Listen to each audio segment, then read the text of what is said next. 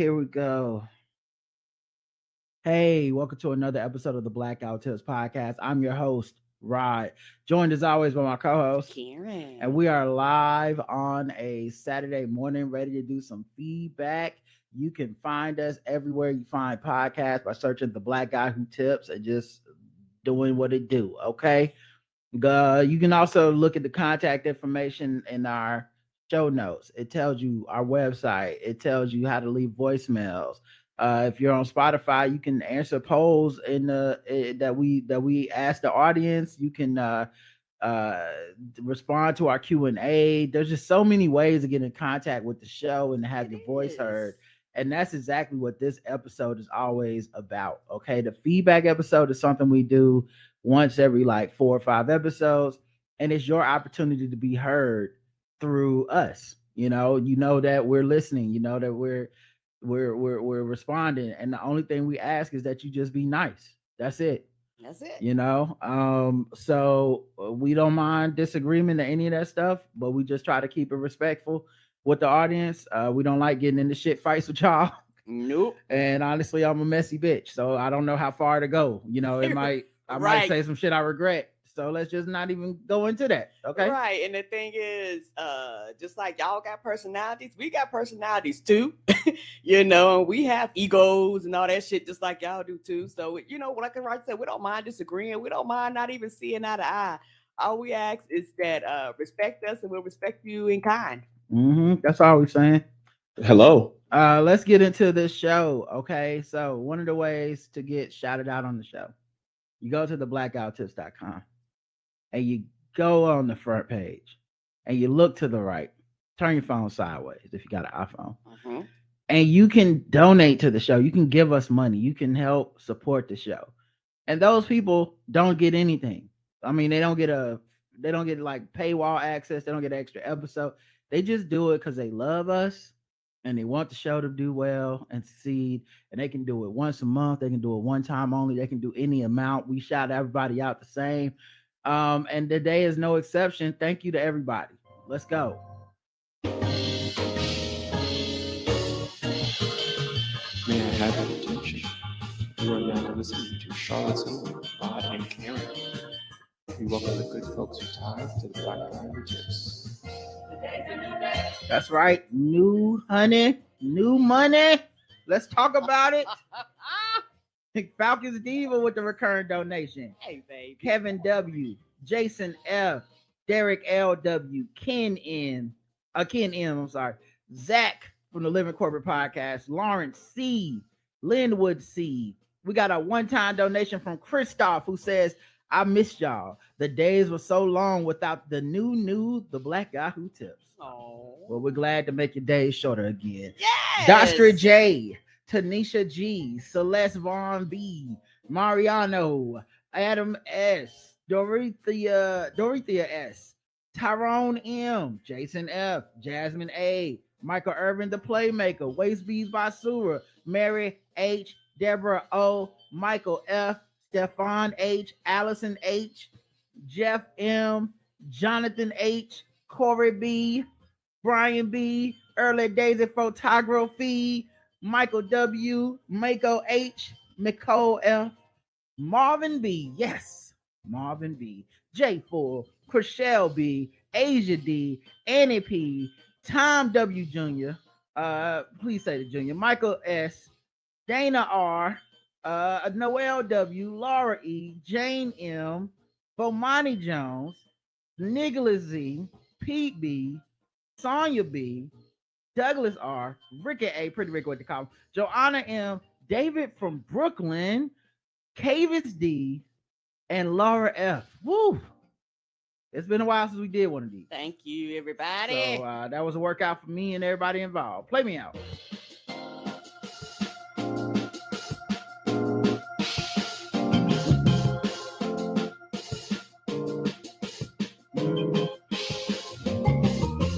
Can you believe they let the Catholic Church molest all those kids and their music don't even be hitting like that?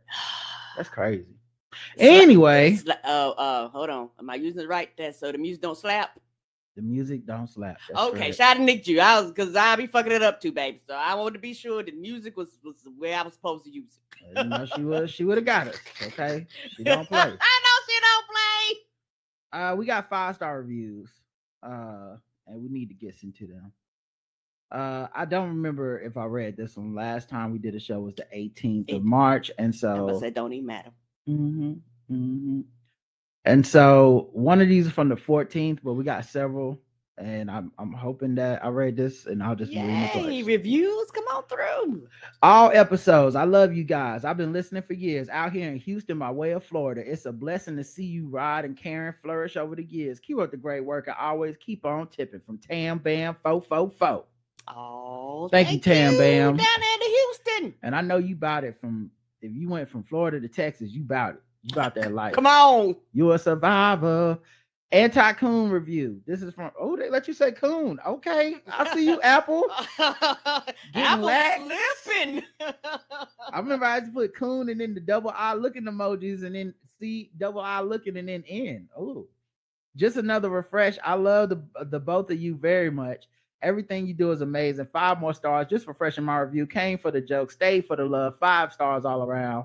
And oh yeah, I did read this one. David, it's time to give Rod and Karen their flowers. Damn it! Not only do these lovely people embody the epitome of Black love and comedy, they also give great book recommendations. These two fine intellectuals have given me hours of entertainment and stimulating conversation. I wish Rod and Karen nothing but the best on their endeavors. Thank you all for your hard work and dedication. Sincerely, David. Thank you. Thank you. The next review is one of my favorite reviews of all times, and it has no words. Okay. The title was 2 Black Power fist emojis. And the subject is 6 Black Power fist emojis. 5 stars from Adrian M4. Thank you, Adrian. Thank you. G says 5 stars. I can't get enough of Rob and Karen. And that's from Fulvia Letitia. That's the name. Thank you. And I'm about to say, y'all can leave us apparently you can leave us a 5-star review without words. So hey, for some of y'all be like, well, I don't got nothing to say. Emojis. 5-star redo. This is from A May 50, who says, hey, Rod and Karen, I hope y'all all are enjoying your time off. I thought I'd re-up on your 5-star review because y'all are killing it. I'm looking forward to the next show. Scratching necks. I'm fiending. Well, listen, we appreciate y'all for leaving us these 5-star reviews. We do. It means the world to us, and it makes us want to come back and do more shows. So, matter of fact, let's get into what you had to say about the shows after this break.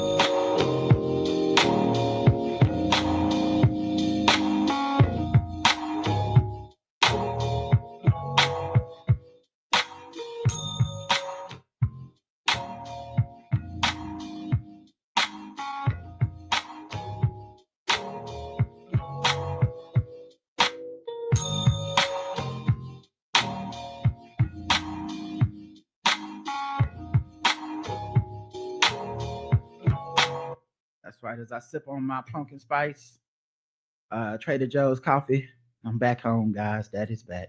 Yes. Episode 2685, Black Boy Steroids Joy. I think that was something JL Covan wrote in. Appia says about the therapist again. If she said I'm specializing in working with Black women instead of saying I don't take white people or Black men as clients, it would be much better. Yeah, that's what we said. Yeah, I think it was that simple. I think that's why the intent of what she shared was not about boundaries or any of that shit. It was specifically designed in a way to create a flashpoint on the timeline and get everybody to argue about Black men versus Black women again. And of course it worked, and it went viral, and everybody was fighting for days. And now it feels like the shit never even happened because nobody gives a fuck, to be honest. No, they don't. Has anybody even checked back up on this woman? No, because we don't really care. It was just another notch in the belt for the people that like to argue that shit all day. And this is just a big pet peeve of mine, seeing that shit all the time. Right. Because I feel like we're always one post, one word, one take from everybody got to fight again. If I read the first, I would feel, okay, fair. She does it out of love for Black women. Cool. I should, as a white person, call someone else. The way she says it sounds like the exclusion is more important than the love. Yeah, I agree. As a person in sales, you learn you should concentrate on the positive message, not the thing that it's not. You sell your drug is well tolerated instead of saying it has little side effects. Because what does she stand for? Who else doesn't take whites and black men as clients? Someone who is not a therapist, they take no clients. I just think the wild part is just, if it was any other person, if it was not a black woman saying this, there's a lot of people who are on her side who would be not on her side. You see what I'm saying? Yeah. Like if it was a Latino woman saying the same exact things, I'm not taking white clients and I don't take men and specific and that kind of specifically implies like a certain group she's not gonna, people be like, man, fuck you. Correct. Fabia says, by the way, when my default evil in the public eye interacts with patients, pharma company, okay, interacts with my pharma, I guess when my by default evil in the public eye pharma company interacts with patients, we have similar standards to those scientists who wrote in, talked about honoring the privacy is more important, as if God gave us the rule with the thread of eternal hell if ignored.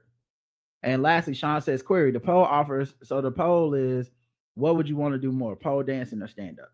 John says, query, the poll offers stand-up and pole dancing. What if you want to do stand-up while pole dancing? Well, then you'd have to wait for a different poll. Seems pretty simple to me. I thought you was a science nigga, my nigga. For right now, stand up, because I don't got the core for pole dancing. Mm-hmm. But if I get my core up, I might couple it up. That's interesting. Let's keep that in mind. We'll come to the poll in a second, but let's first go to the comments on YouTube to see if there are any. And Harmon says, Gail Bean also play in P-Valley as Roulette. I love her role as Roulette. Okay, cool. And I love Gail. She's amazing. All right, let's get into the poll. The poll, which would you want to do more, pole dancing or stand-up? 67% on our website say stand-up, 33% say pole dancing. But on Spotify, it's almost the opposite. Pole dancing is at 57% and 43% say stand-up. I know why, because they got the money, so they constantly talking in all these business meetings and stuff. And it was like, you know what, I've done enough talking. Let me do something where I can show off this body. Right. That's a good point. And we also had a Q&A from Spotify, which was Duke lost. M. Nicole says shrug emoji. Steven says, as it should be, come on and pull up some couch with the rest of us. We got room. Kyla says, so there's a new show on Hulu, Unprisoned with Kerry Washington. The show is hilarious. I love to get y'all's thoughts on it because the main character is a licensed therapist and engages a lot online.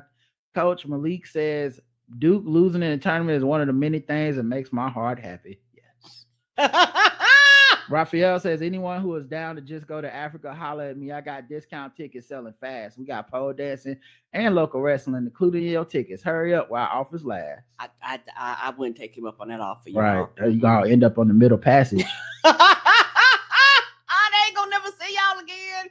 James says, every day is a good day whenever Duke lost. Hopefully, Rod's dad's enjoying his fish after the game.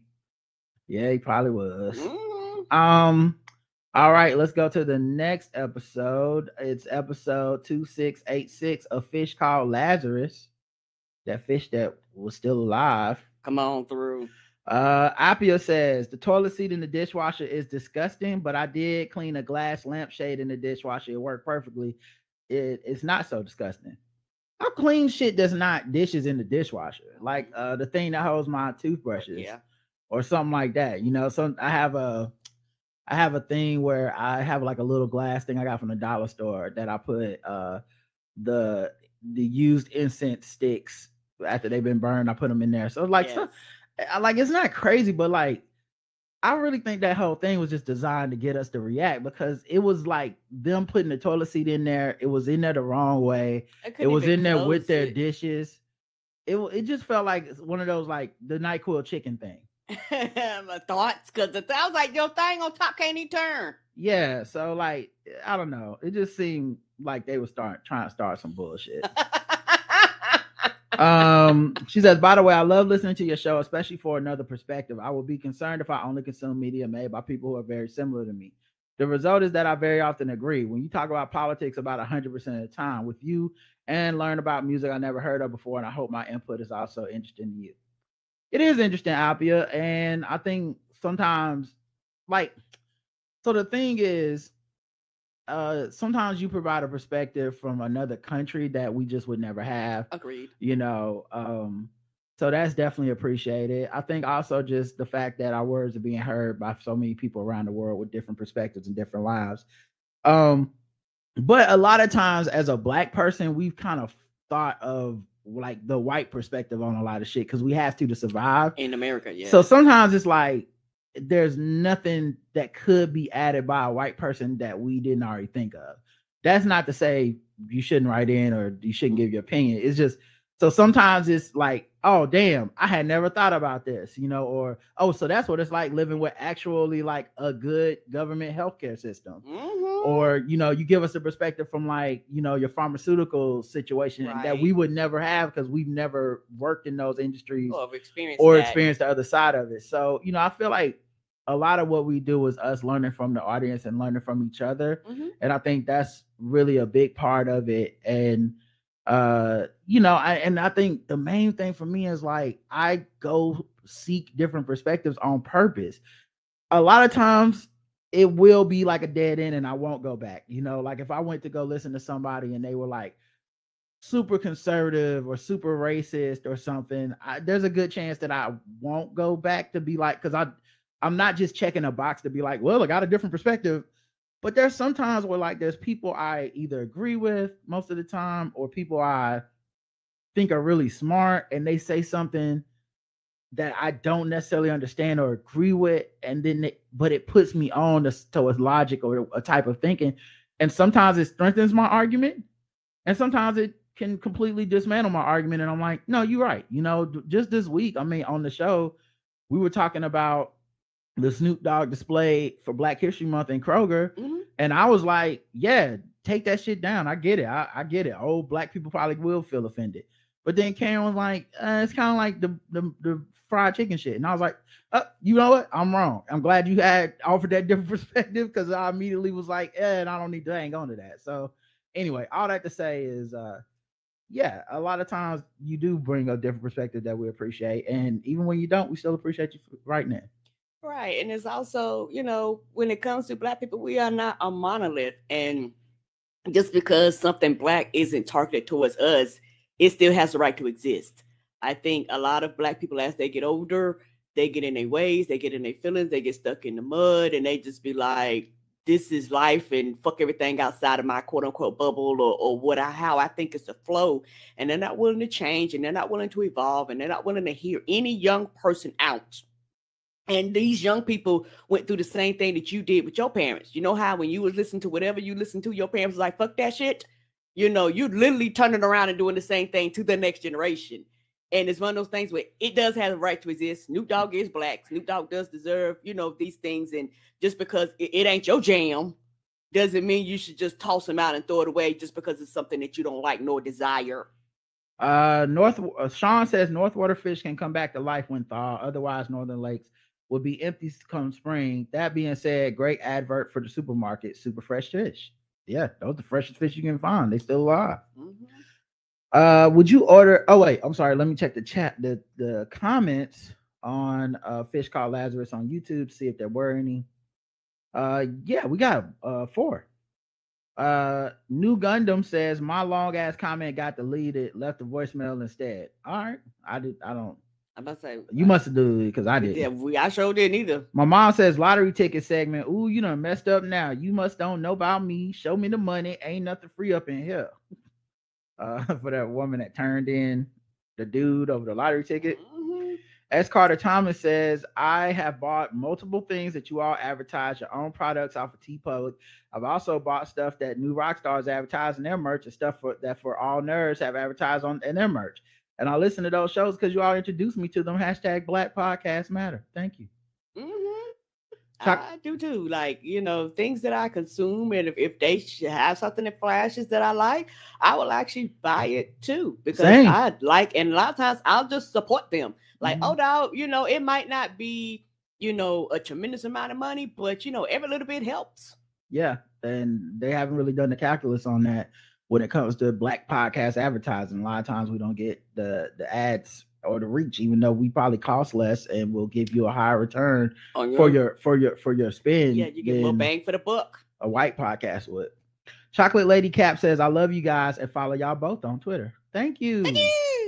All right, let's get into the poll. Would you order a TikTok influencer special meal from a restaurant? Yes or no? Yes, I did. I ordered the one from what was it? Chipotle, and it was absolutely delicious. Keith Lee? Yes. Ordered it because like we had talked about on the show. Yeah. And I was at the house and I was hungry after the show, and I was like, you know what? Let me go ahead and it was absolutely Which delicious. one did you order? His or the other one? His, and I'm gonna go back and order the other one. And I ordered it as is. I didn't change anything. And the thing about it is that I think the only way you get is through the app.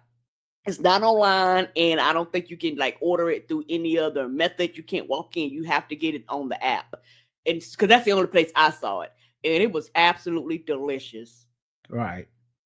Well, yeah, I would try one. I don't think I've tried one yet, but maybe I'll order one today, guys. I think I can be influenced by a TikToker. Okay. I know I sure can, because them Amazon wish list things or the best top list, I be looking at those things, and I, some of them I go, nah, and some of them I be like, oh, that's interesting. So, things like that actually does matter, and people are influenced by it more than people will think. A lot of people just go, oh, that ain't nothing. But when you're talking to a generation who spends a lot of time online, just across the board, but it's particularly the younger generation who spends a lot of time online, a lot of times they're not getting all of the commercials. So a lot of them things are their versions of commercials. This is why they pay those influencers so much. I mean, I was an influencer for a while, and people ordered pumpkin spice wings. So, I mean, it wasn't my official meal, but I feel like I helped. The poll on Spotify is 77% no, 23% yes. So it's a bit, a bit more people would be willing to do it on Spotify because they got the money, and on top of that, right, they can afford it. I don't mind doing it, particularly if it's not something like ridiculously priced. I'm going, okay, yeah. I don't mind doing it. I bought spices from people on who sell spices on Twitter and things like that. Didn't have a problem, got it, and all types of stuff. Like, I went and checked them out prior to. You gonna get the pink sauce too then? No, I'm not gonna get the pink sauce. Oh, that's interesting. Not gonna get the pink sauce. Nah, this person's been around for a long time, and I was like, seeing how people interacted and people, they took pictures and all that shit. It's like, oh, okay. And no problem. I actually enjoyed their spices and everything. All right. So the Q&A. Don't put your toilet seat in the dishwasher. Roger says, one time for the goofy intro, we were goofs. That's right. So shout out to Atlanta. Well, shout out to Bossy. That what you think? Okay. Well, what it really is I got some more intros for our show. Gorge, I listen to the Black Guy Who Tips podcast because Rod and Karen are hot.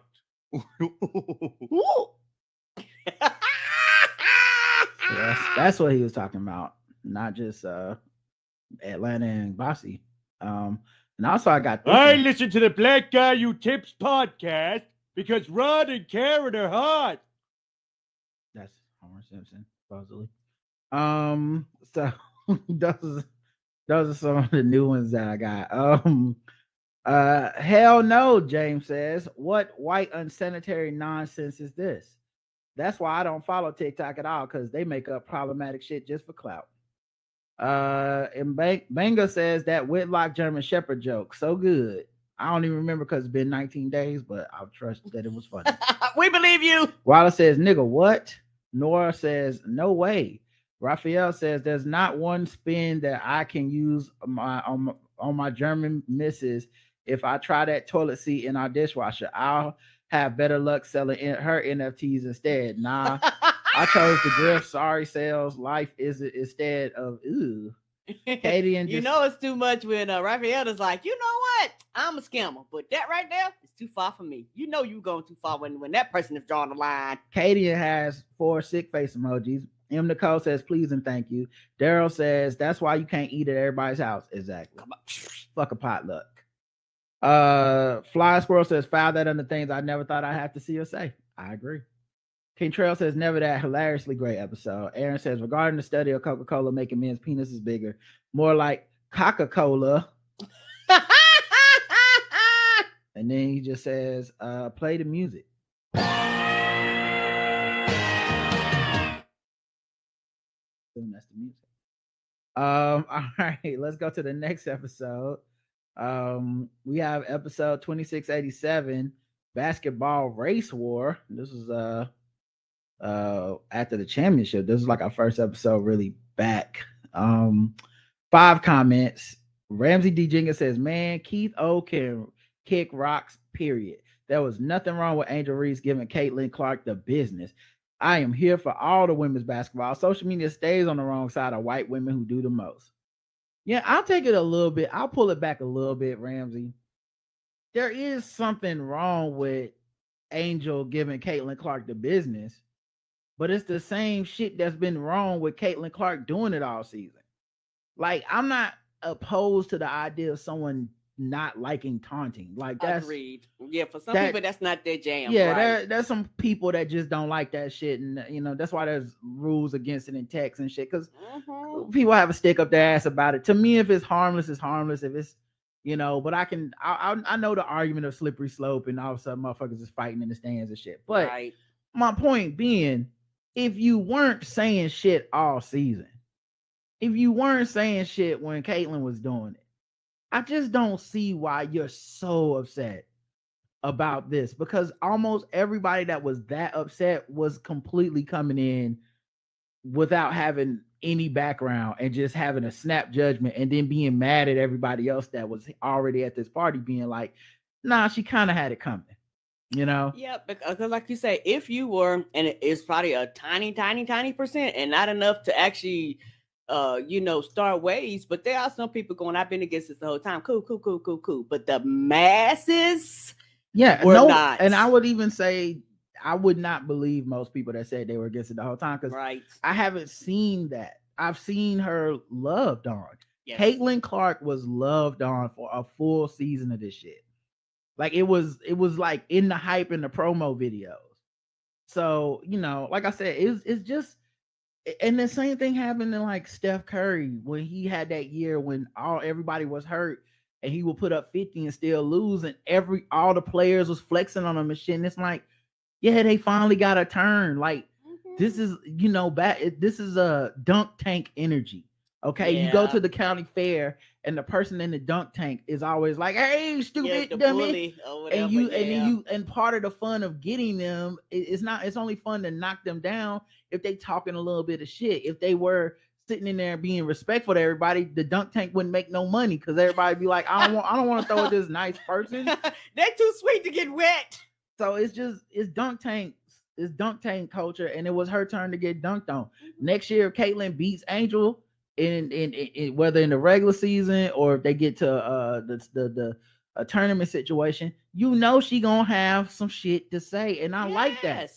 I just would. It's fake as fuck to say you don't like it, or like JL Calvan alluded to on his show, it's some latent sexism shit. Yeah, it's some patriarchal, like, ladies should not have them. And I'm like, as a nigga that play ball with a lot of women coming up from at my HBCU, playing across the street at the park, or whether it's just playing at the YMCA with WNBA players and shit from the Sting, you just kind of get used to the fact these women will bust your ass and talk shit about you. And it just becomes like second nature, because we was all in there talking shit to each other, busting each other's ass. Right. It's just basketball.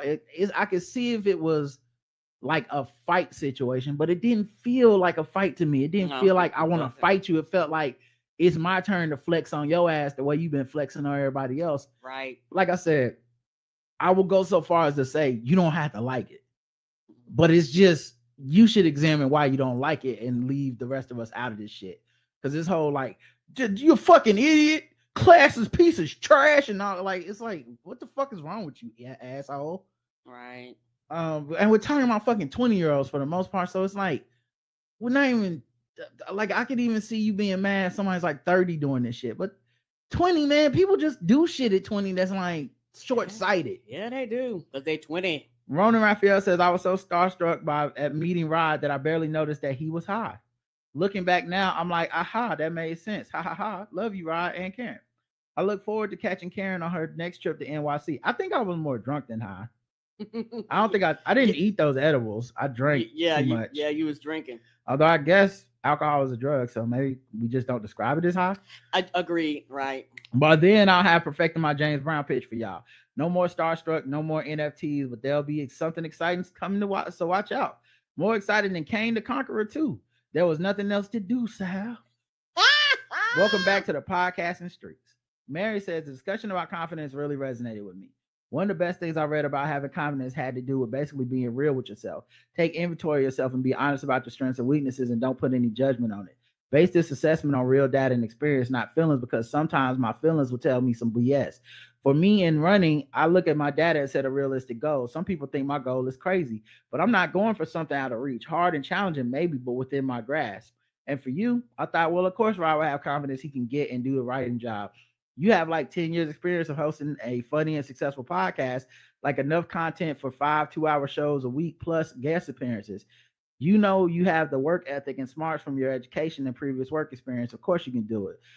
Anyways, I get having doubts about stuff you don't know or if it's particular weaknesses. But in my experience, having some supporting data is the foundation of confidence. Good to have you and Karen back on the air. Thank you, Mary. Oh, thank you. Yeah, and like it's not arrogance.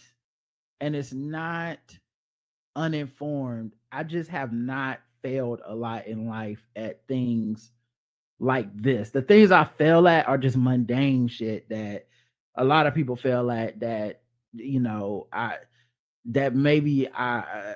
just haven't concentrated enough on or put enough stock in to truly, like, I'm more of a wouldn't try something that I thought I was going to fail at type of person. That's normally where I fuck up, is be like, this shit ain't going to work. Why even fucking start? You know, like that's where I will turn and have to get back and go double down. And, you know, it's normally where my friends and family come in and really push me to be like, hey, you should give this shit a try.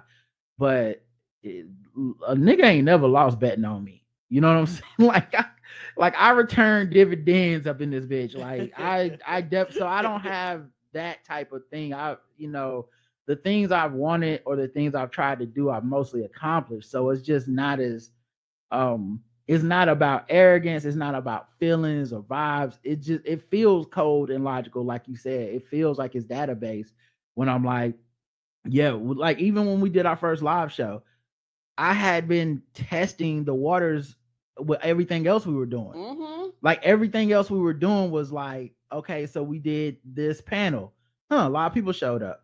Okay, so we did a live situation with NegroCon. A lot of people showed up and a lot of people showed up for us. Okay, I think we can do a live show here in Charlotte. You see what I'm saying? Yeah. And then we took every precaution. We hired a planner and stuff.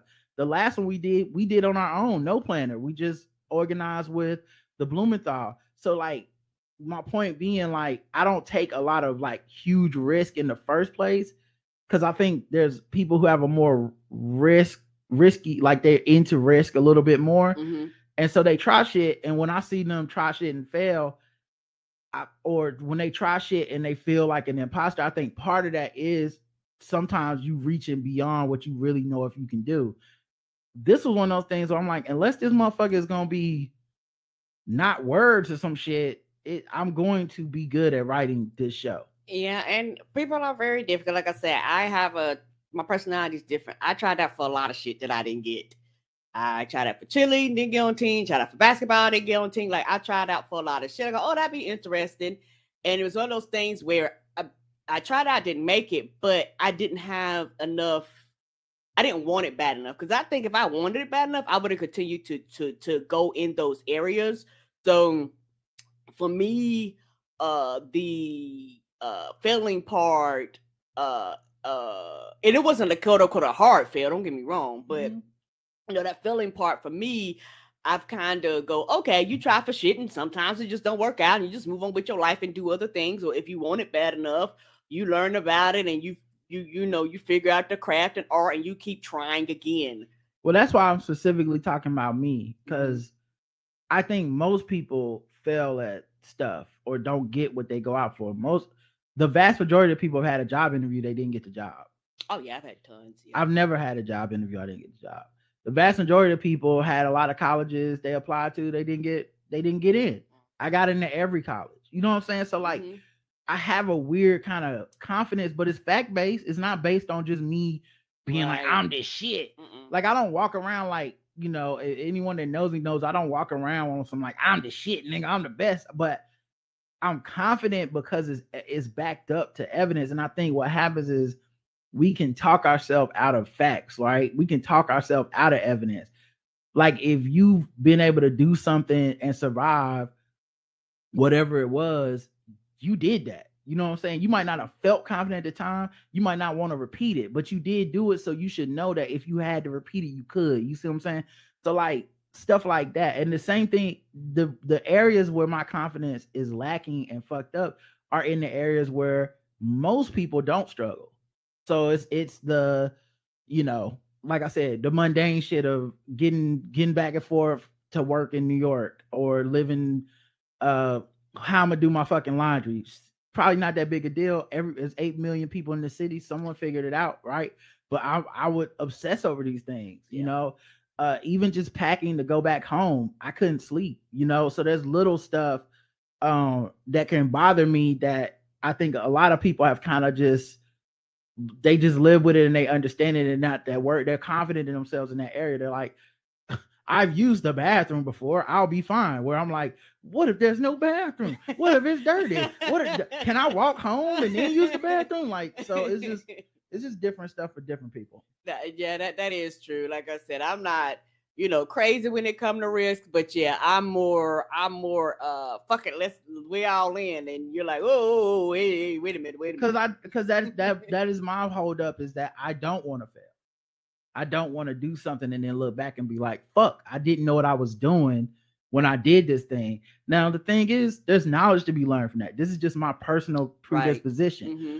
But there's knowledge to be learned from failure. There's knowledge to be learned from trying before you're ready. There's a bunch of stuff, but, you know, and in other areas, I would suffer for this. But in this one particular area, writing for this show, I do not suffer for this. Right. And I never was in a room I felt like I didn't belong in or couldn't, you know, learn to be in. Abia says, great, you are back. I'm glad you're having fun. You had fun in New York. Confidence, I have it. Not because I think I'm some gift from the gods with magical powers, but because I think I have done a lot already. I'm smart and very hardworking. I suffer while doing hard stuff. I feel it really, but I achieve a lot in the end. Even people in very high positions are people with strengths and weaknesses, just like you and me. They are not better. I have another problem. When I reach something, I tend to think, well, good, but that's obviously the least you could do. We will need to do more because you can't. I must force myself, gently talk to myself to feel I did enough for the moment. She also says, I don't have special goals I want to achieve, but I really would like, what I would like is making more money for working less hard. I think it's possible by having more strategic, less operative tasks. I hope there's something I get to reach. Yeah. The thing I always wonder about is because I work hard as fuck. Karen works hard as fuck. And in a lot of ways, it's built into our lives. So it's almost like you don't count it, but it's actually, we're working a lot. Yeah. I don't think of it. It's like you say, once you get to a point that you kind of quote unquote, I won't say plateau out, but this is normal. Mm-hmm. Like I would feel like something was wrong if I was to quote unquote do less. Yeah, and so that's the part I worry about is putting myself in a position where I can work less hard and then feeling like I have to fill this time up with more work somehow. It's like, you know, I've had that happen with us where I'm like, we should take this amount of time off from the show, and then every night that week, Karen is asking like, should we do a show tonight? And it's like, well, we just fucking said.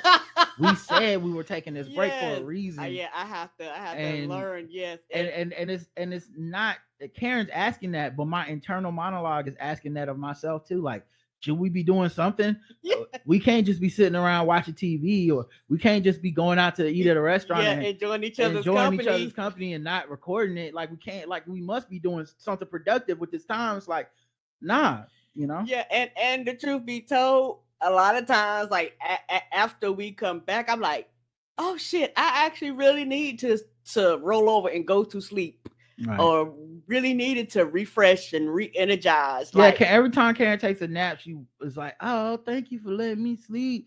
Oh, I didn't realize I was so tired. It's like, yes, you should have known you were so tired. All you do is work. You it's fine. We got comments on YouTube.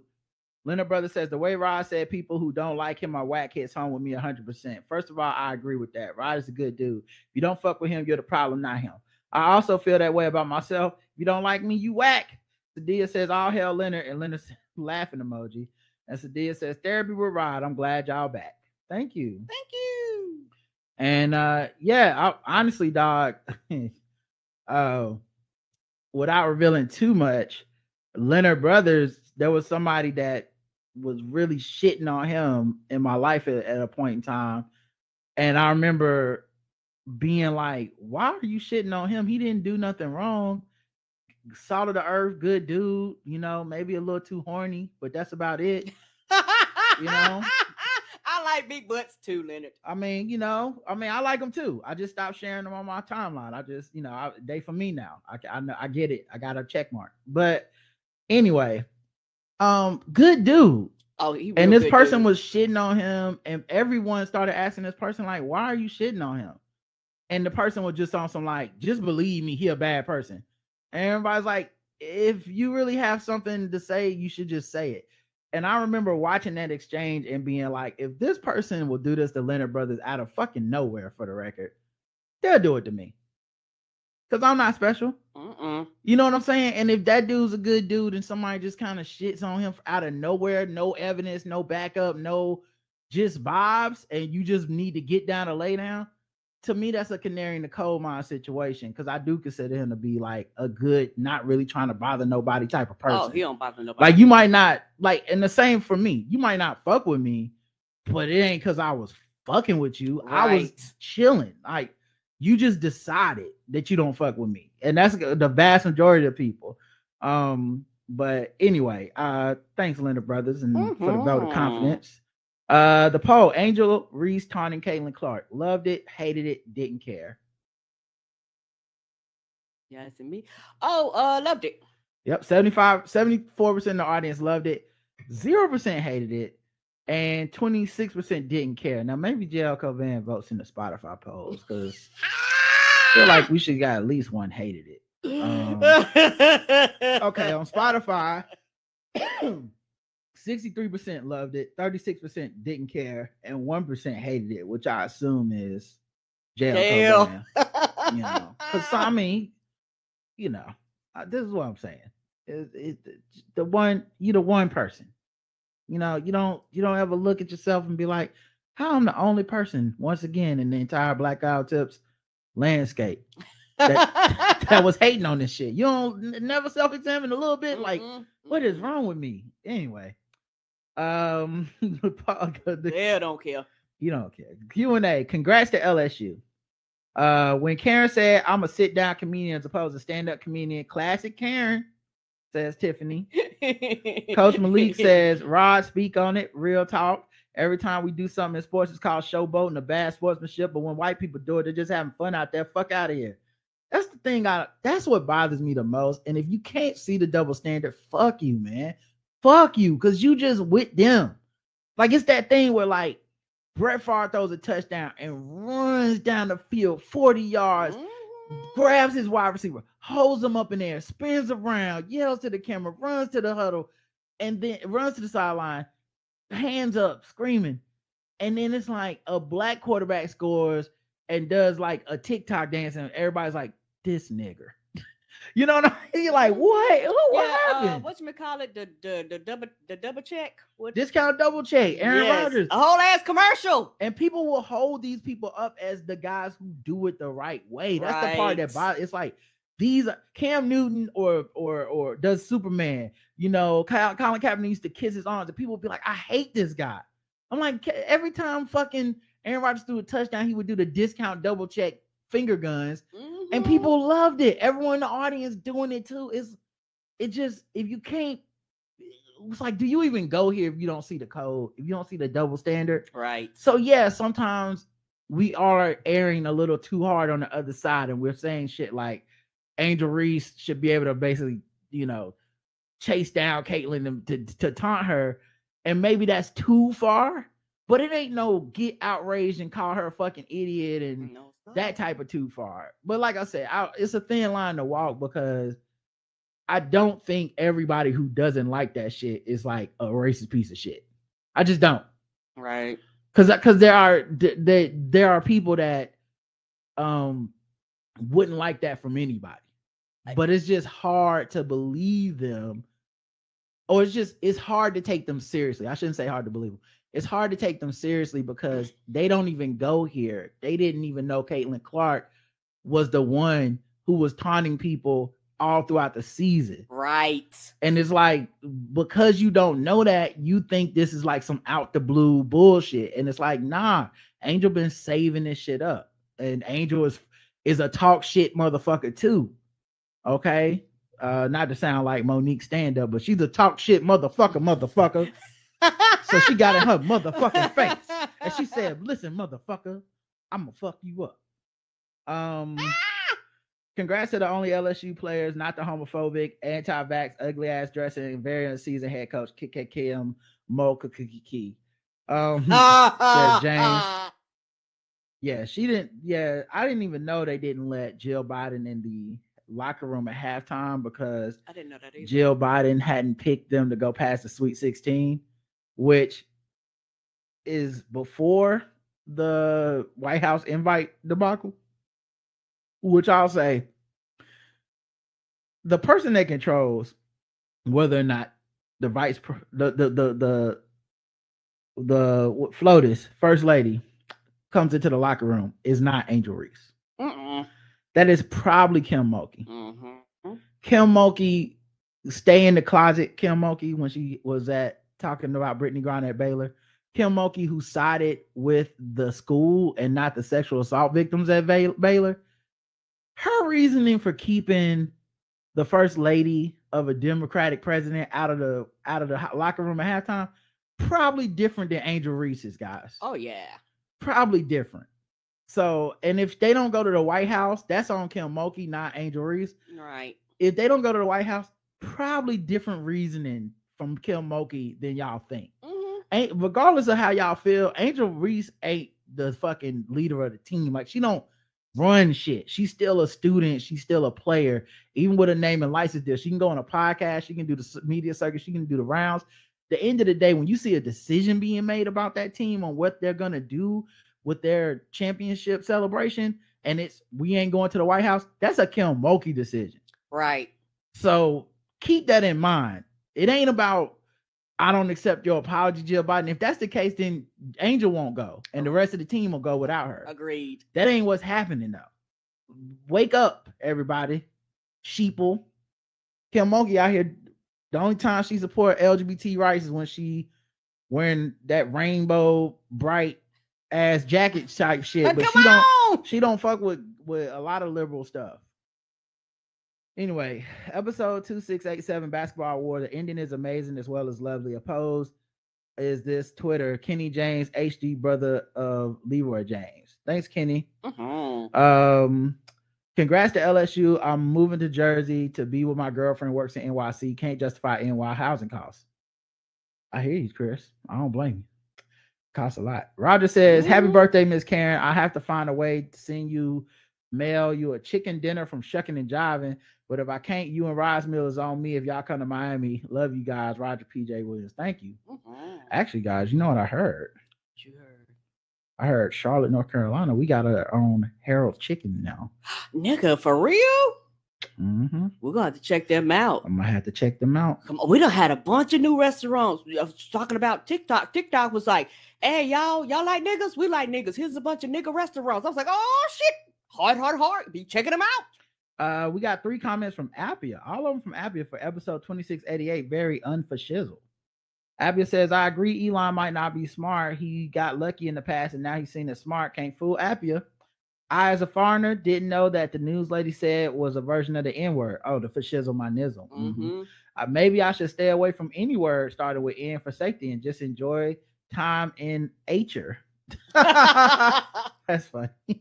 She says, let me make it clear. I'm not an N-word sayer and don't intend to be. Oh, here she goes. She got the anxiety popped up. All right. It's like, well, wait a minute. Just let you know. We knew, Apia. We knew, but I'll let you finish out. But now I'm not sure if I could trust words that start with N, especially substantives. Do they try to trick me? The words now and not used here seem relatively safe. Yeah, I feel like you had an amazing joke right before in the post before this. And then this one was your anxiety trying to make sure that it was fine. But you ended up explaining the joke, which made it less funny. Trust yourself. Trust yourself, Apia. We trust you. Okay? We're not looking to try to cancel you. It's fine. Okay? As long as you're not writing up here saying no racist shit, you good. So you don't even gotta explain. We're not those black people that do the like super hyper like a white person is talking, I'm ready to fight. Like it's fine. And then let's see comments on the YouTube. Did we have any? One, Sadia says this was random and funny, and then Alicia says especially the white lady news anchor. Thank you. Thank you. Sometimes they do be random and funny, you know, and I'm trying to get more of that into the show, and that's something that is a little harder to do when I was in New York, but coming in, looking at the random articles and stuff, it's fun for me too, is what I'm trying to say. The poll for the episode was, have you ever used an airplane bathroom? Yes, and I had no choice. Yes, just because, or never. Yes, because I ain't had no choice. 75% didn't have a choice. 4% have never used an airplane bathroom. 21% yes, just because. Whoa. Yeah, they just want to see what it looks like. Y'all are so much braver than me. doing bathroom tourism, going, oh, let's just see what this look like. I try to have as many home games in the bathroom situation as possible. Okay. I don't like going on the road. My team they don't do very well on the road. Okay. We struggle. So we as many home games as possible. And so airplane is the ultimate road game. Okay, that's a shit. That's air game. Yeah, that's playing in Denver at altitude. Yeah. y'all just out here just want to see what it's like, huh? Ooh, could be me. I right in the writer's room, can't do that. You know. So everybody, if you think I was trying to flex on you earlier, now you can see that it's not really a flex, is it? I can't do normal shit. The poll on Spotify, 64% because they had no choice, 14% just because, 21% never. And I guess when you have a private jet, you can just take off and leave when you can tell the plane, hold on, I need to use the bathroom. And then you can come later. So yep, that makes sense. For Shizzle My Nizzles was the Q&A. For Shizzle My Nizzle used to drizzle down on my pants, and when the plane hit turbulence, ain't no rest in that room, says Yamonte. Bars. Aaron says, Nizzle please. Nizzle please. That's hilarious. Bianca says, 3-year-old me on my first ever flight. I'm going to the bathroom. I'll be right. Mom, no, you not sit down. That was over 30 years ago. I have yet to use the bathroom on an airplane. Oh, I was reading. I think I'm reading something online that was talking about going to the bathroom, and they were saying like their kid was like 4 and was like they need to use the bathroom. Like they hollered about going to the bathroom, and they took them in there, and the child realized how fucking small the bathroom was, how the fucking fit, didn't even use the bathroom because it was just so small. And I poor parent, because the parent was like, "Fuck, now you begging me to go in here, and now you don't want to use it." Not gonna lie, relaxed news sound kind of fire. LOL would tune in. Relaxed news is you think so, but then you realize it's just the news. And you're like, why are y'all trying so hard to make the news cool? You can't make the news cool. Also, who the fuck want a cool newscast? I don't. I told you I become conservative because I was like, just tell me the weather on the ones, what is happening outside. You know, just give me facts. I don't need to hear your personal opinions about what you did this goddamn weekend. I turned here for the news. Yeah, they do like the news story, and then they do a little segment with opinions and shit. And they always have like a hip hop beat lowly playing underneath all of it. But yeah, it's like, oh, we're getting a new train going uptown to the epicenter. And what do you think about that? Well, when it comes to the epicenter, I like to get out there late and do some cocaine. I'm like, what kind of fuck? I don't need to know this about my newscaster. No, I do not. And all you say, all you're gonna need is like you say, what happens? A lot of news people y'all listen to probably started doing this shit. Somebody fucked up and they was like, fuck it, go back to the regular ass news. Yeah, somebody gonna take it too far every time. That's what happens. Coming up, weather on the ones. Hey, I'm your host for the weather on the ones, Larry Sprinkle, meteorologist. It looks like it's gonna rain on your bitch ass niggas when it comes out here, like it rains at the club every time I come through. And speaking of thunder, it's gonna be clapping like them cheeks, okay? It's tonight at around 11 p.m. And my name is Karen, and we're going to be talking about that bitch ass nigga that shot somebody up at the club. And, they shoot niggas at the club. They shoot niggas at the club. Can you believe it, child? I was up in there last week. I'm surprised my black ass didn't get shot. All right, coming back, we got bringing up Jefferson Pilot Sports. That's how it feels when I watch it. I don't like it. If you don't live in a black city, you probably don't know what the fuck we're talking about. Right. But it's always like I be clutching my pearls like, no. It's always like that cutting a mixtape when they promote the news, like coming up at 10. Bam, bam, bam, bam. Yes. I was like, what the fuck is this? And you know what? When they fuck up, it makes fucking national news because most people don't do this bullshit. You shouldn't be doing it. All right, episode 2689, Bear Den Dash. Appia says, me today, enjoying my hike in nature, in the Etherlands, where we are on vacation, hearing about the porn ex-judge and use condoms puking under a tree. Good times. Ramsey D. Jenkins says, Rod and Karen, please start a new segment. This bitch. 5 stars for this entire show. I feel like I can't start that new segment because I'll start looking for excuses to call people this bitch. Although, I mean, if I'm being fair, bitch in my culture and hip hop culture and black culture is actually a pretty inclusive term. Sounds funny. Funny to say about an insult. Yeah, like that time is funny. Bitch is like nigga to me. It's a person, place, thing, adjective, adverb. Conjunction, like I throw a little bit everywhere. I sprinkle that shit on everything. It's just as a dude, I try not to do too much of the calling a woman a bitch, even if it's a thing I would have called a dude a bitch about, because I just know there's some things there. That being said, it ain't impossible. I'm not perfect, and there's some evil motherfuckers in the world that I would probably be like, fuck it, I guess I gotta be toxic, but I'm this much upset, and I just try not to do that kind of shit, to be fair. Because what you mean, that's from that man, optics, and people are very sensitive. And people, even my friends, my good friends, like, because if you're a black straight dude, or I guess black gay dudes too, but if you're a black straight dude and you have friends with a lot of black women, which I am, sometimes they slip up, quote unquote, and like, bitch, let me tell you this or whatever.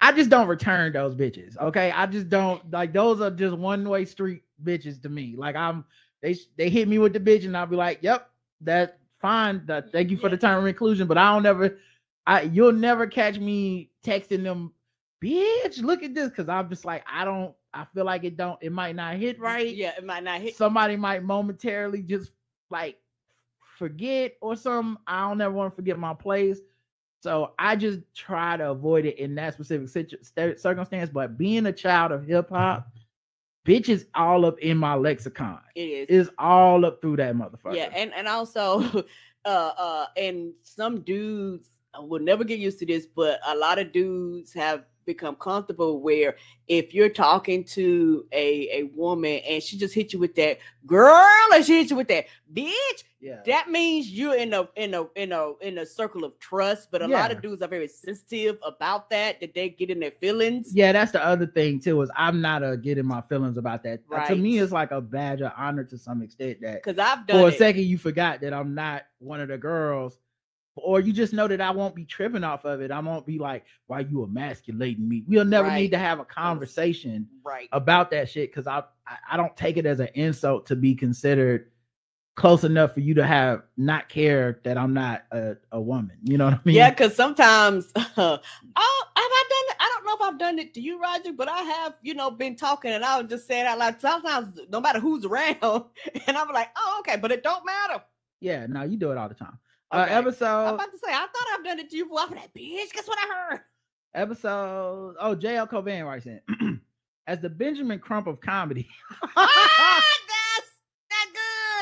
good. That's a valid label for JL. I would like to defend Lil Nas X in both the content of his joke and his attacking people for not getting the joke. Well, that's a JL Cobain staple.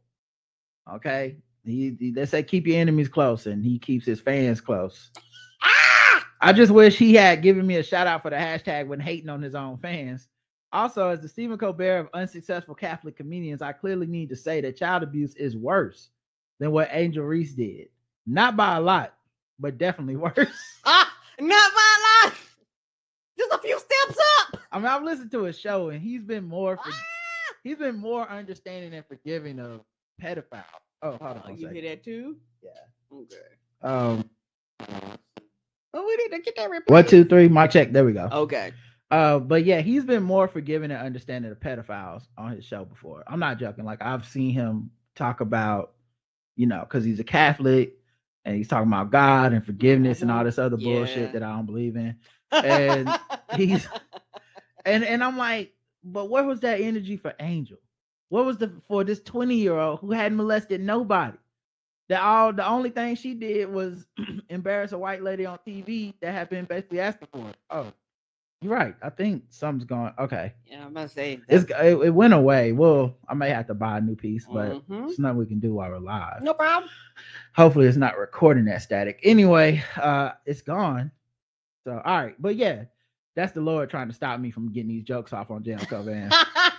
They're telling you to leave my child JL alone. I'll just move on for the Catholic God, strike down the entire fucking mixer over here. Until next time, JL. Yeah, but you know what you did, you son of a bitch. Black girl can't. First of all, JL Cobain's entire career is Angel Reese. This motherfucker. He is the everybody's not paying attention, and I'm over here putting up career stats. But y'all so in love with all these other motherfuckers who are not as good as me. And when I get my motherfucking grievance game time, I'm gonna bust their ass and flex in their face. And this nigga has the goddamn nerve to be out here. Yeah, I can't wait. JL go blow up. He gonna be on his comedy special. Somebody say, Right.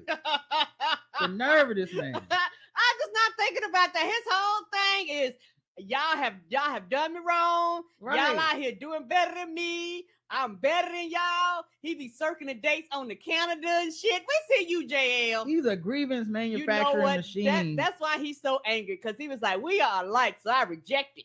He's a grievance manufacturing machine. And has the fucking audacity to try to look at somebody else and judge. It's just, boy, y'all don't get a mirror. Stop looking. You think it's a window, it's a mirror. How often are you wearing a mask these days? Actually, no. Let's check the comment for this Bear Den Dash thing. Oh man. What is going on? I think it's just coming through our headphones. In the chat room, are y'all hearing any static? And when we talk, I just want to make sure. So if y'all just check in when y'all get a second, if y'all are hearing the static too. Sound is going in and out for me occasionally. Yeah. So y'all not hearing it now? Oh, it went away. Okay. So it might be more than the headphones. It might be the mixer. Right. All right. We'll take a look at that. Because I do have a spare mixer. Two actually. All right. Back to this though. How often are you wearing a mask these days? All the time, most of the time, hardly ever, not at all. Oh wait, is that what I was checking? No, I was checking comments on YouTube. 1, Alicia says, Rod, it probably won't be the longest show. 90 minutes later, I love it. Yeah. Which technically still not the longest show for us. No, still not the longest from y'all to the road deep. Wouldn't enough for us to do a 3 or 4 hour show. But you know what it is, man. Sometimes I think the show should be short or will be shorter. But honestly, I have such a good time talking to you, and we get to rolling and talk about different stuff and having fun. And next thing you know, I look up and I'm like, well, fuck it. We basically did the show the way we would have did it anyway. And yeah, it's just a testament to you and the audience and how much fun we have doing the show. Yeah, it's funny though. They be like, yeah, we gonna knock it down. Like, okay. And the child, you know, I'm not the barometer. I talk, so. The poll was, how often are you wearing a mask these days? All the time, most of the time, hardly ever, not at all. 5% all the time, 45% most of the time, 40% hardly ever, 10% not at all. When it comes to the poll on Spotify, 13% all the time, 25% most of the time, 50% hardly ever, 13% not at all. Which means all the time, 5%, 13%. It's getting smaller and smaller group of people. Yeah. I don't wear it all of the time. I don't. And for me, it just for me, I have I don't know. I have like you know how you kind of got an imaginary circle around yourself, and I'm like, oh, too many people, and I'll put that bitch on because I'm like, oh, too close. Yeah, I think being in New York, going out a few times, never getting sick, you know, knock on wood. The numbers going down for hospitalizations, the numbers going down for long COVID. I don't wear my mask most of the time now. You know, at work, I would wear it, but a lot of times we would get tested every day. And so when you get tested enough times, eventually you're like, okay, we're pretty straight in here. We had it was something like 0.02% of positive tests, which is maybe 1 or 2 people got it the whole season. So, and no one gave it to each other. So that's good. But yeah, I mean, data wise and just mentally, I think a lot of people are closer to the hardly ever and not at all than the all the time, most of the time. But I think we're all just going off of our vibes, emotions, and feelings and stuff now. Yes, yeah, which we always have from the very beginning, because, you know, particularly here in America, we quote unquote never actually had a lockdown. Mm-hmm. You know, they was like stay at home, which is actually a suggestion, but a lot of jobs did, but they didn't really have it where, hey, you know, y'all had to do this, you know, type of thing. You know, the government cannot control that shit, you know, even though everybody here in America called it a lockdown, but we wasn't quote unquote locked down like other parts of the world. Correct. All right. We did get some voicemails.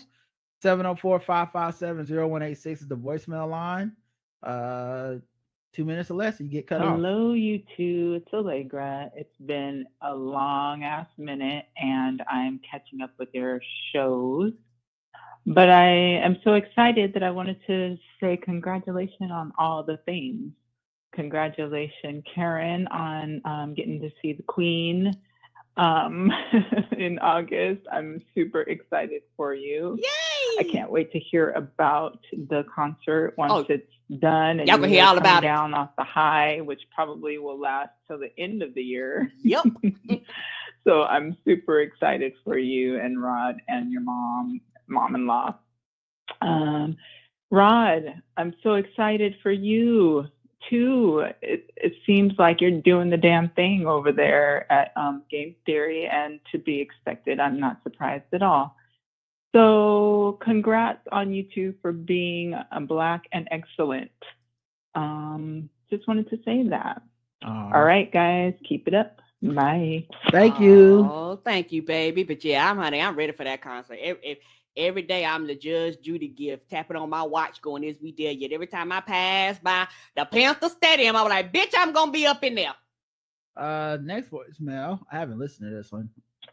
Man, I must be out my mind calling, but I thought that entire section about your Black demographic stats was interesting, man. I've been listening to podcasts since the early 2010s. Anna Corolla, Loveline. Stopped listening for a while, started listening because of the read. Thought out more Black voices, found the Friend Zone, Jade XD, and I was missing the news perspective, so I found you guys via Reddit, and the rest is history. And, wow. You guys are part of my lineup every day, and Karen always has me cracking up. Rod, you've influenced me more than you know with your nuanced approach to things, man. So I can't thank you guys enough for your hard work and everything, and I love seeing you guys succeed, so I'll keep showing my support, and yeah, just love the show. Thank you. Oh, man. Oh, thank you, baby. I know you say you must be out your mind for calling, but nah, man, thank you. That was very sweet, very nice. make me feel good, you know. Oh, thank you, baby. Thank you. Yeah, that's man. Appreciate both of y'all's calls, voicemails, and the support and the love and all that stuff, man. If like I said, that's why we do this thing. So and that was cool listening to how you found us. Reddit is new. I didn't know they were shouting us out on Reddit over there. The only time I really hear about Reddit is when someone will take one of my tweets and then post it on Reddit under like Black Twitter, and then I'll just notice I'm getting literally thousands of likes and retweets and shit. I'm like, where is this coming from? I done made it to Reddit. You know? That's when you made it, when you made it to Reddit. All right, let's get to these emails, but first I need to play some music so I know where to put commercials.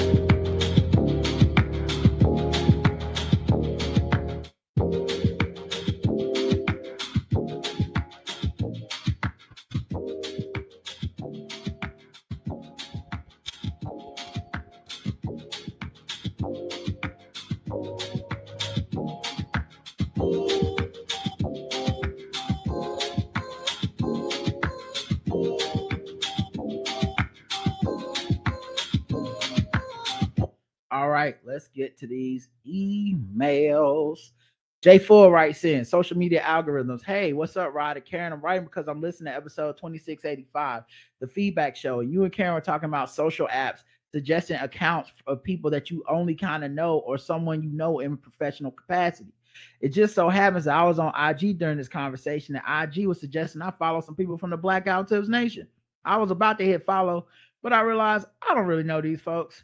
I just know them because they write in or donate to the show. Is it weird to follow someone under those circumstances? No. I don't think so, but I also think if you feel it's weird, then don't.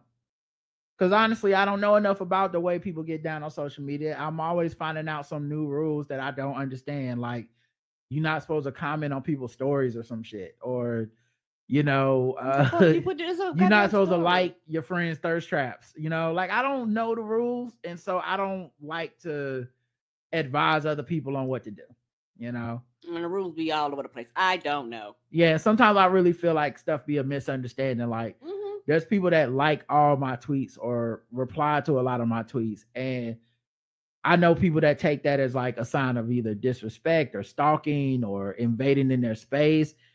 And to me, I just take it as like, I guess this person really likes me.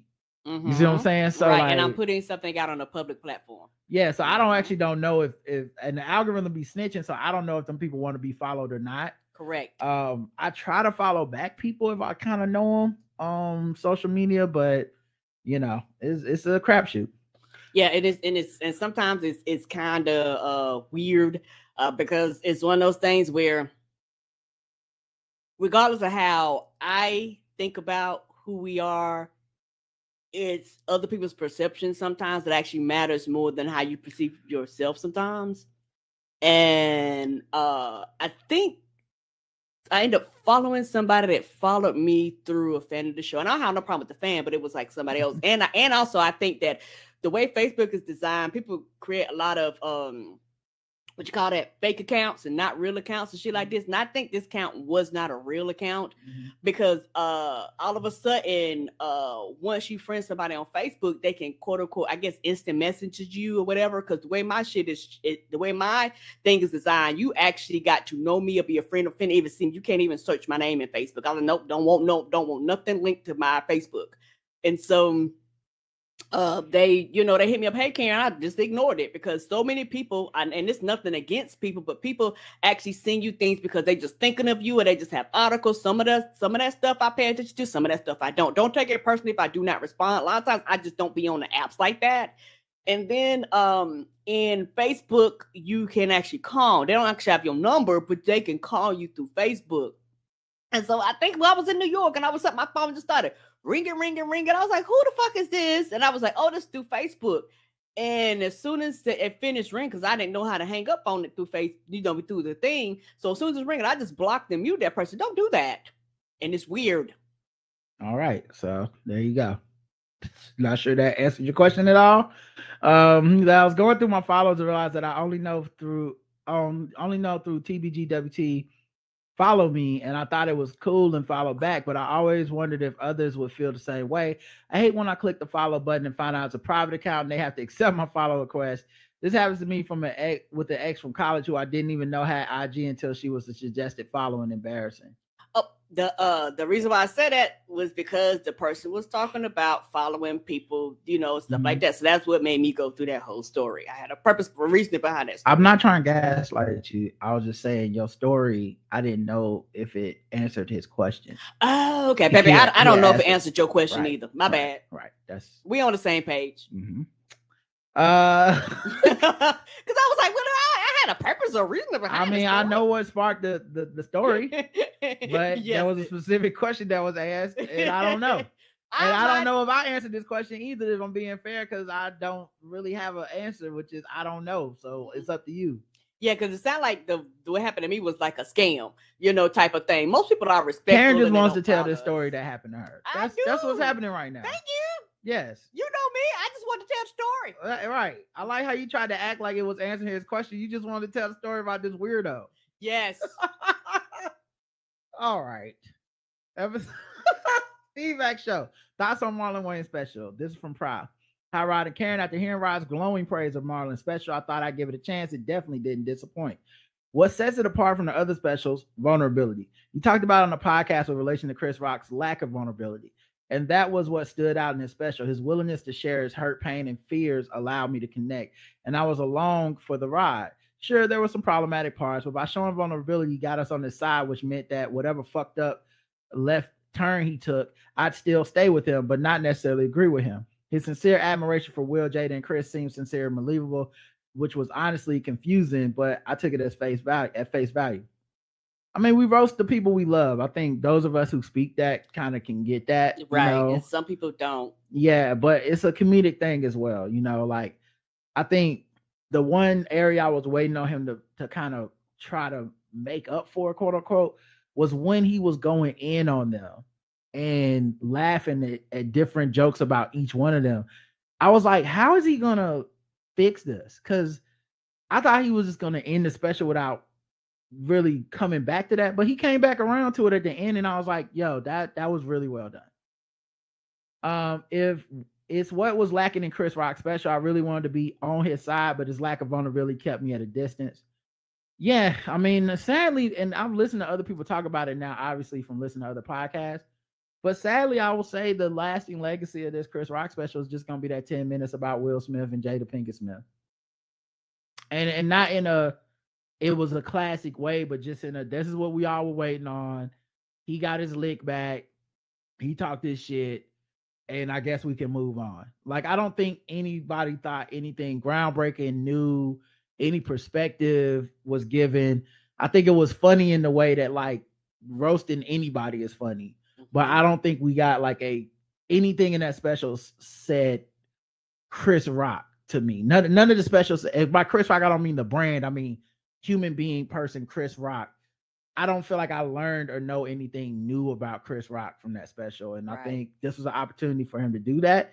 And if he don't want to do it, that's fine. Or if it's going to take him a long time, or if it never happens, it's his life. But I don't have to like love the special because he ain't ready to share with the world anything that makes him look less than just like 100% macho man. Marlon's ending was also filled with gratitude and was so positive, which was a fantastic dismount. I implore everyone to give it a chance and keep an open mind. A clip circulating on Twitter will never do it justice. Yeah. Thanks for the great podcast and kindly recommendations. Take care, Proud. P.S. You weren't kidding about beating that Mike took. It must have been made of an alloy combination of adamantium and vibranium. He turned it into an ice cream cone without the ice cream. Yeah, he beat the shit out that Mike. Jerome. Oh, Newsy Chew. He says anime for Karen. Yes. First of all, for Karen, nigga, how dare you? How fucking dare you? Netflix does it again. You gotta watch Uncle from Another World. Oh, ain't this a bitch? Cause guess who do watch Uncle from Another World, Newsy? Me, Rod. That's right. The one you didn't write this email to. I'm the one watching it, and Karen is not. I'm watching it, and then she'll just go to sleep on it. Ain't that some bullshit? It's so funny. It's about an ugly uncle who goes into a coma at age 17, ends up in the magical world for 17 years, and then comes out of a coma into modern society, still expecting people to play Sega Saturn.